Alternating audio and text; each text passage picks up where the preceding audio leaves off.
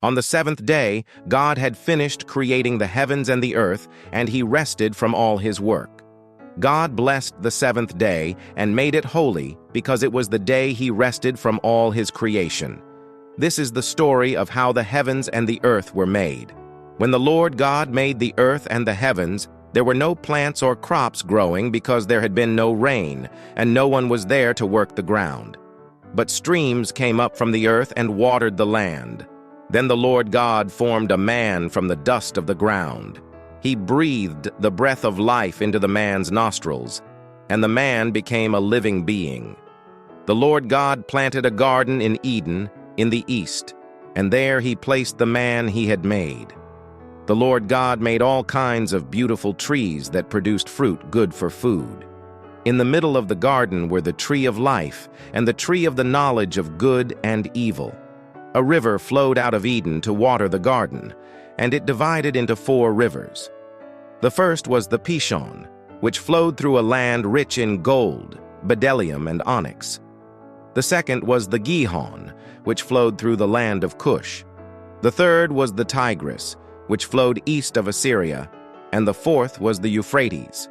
The Lord God placed the man in the Garden of Eden to work and care for it.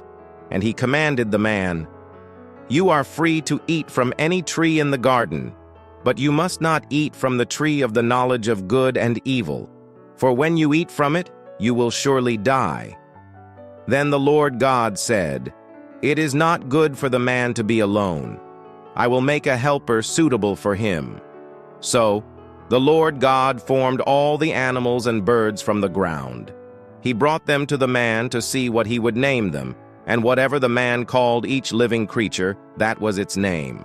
The man gave names to all the animals and birds, but no suitable helper was found for him.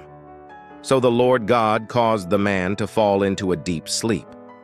While he was sleeping, God took one of the man's ribs and then closed up the place with flesh. The Lord God made a woman from the rib and brought her to the man. The man said, "This is now bone of my bones and flesh of my flesh. She shall be called woman, for she was taken out of man. This is why a man leaves his father and mother and is united to his wife, and they become one." The man and his wife were both naked, and they felt no shame.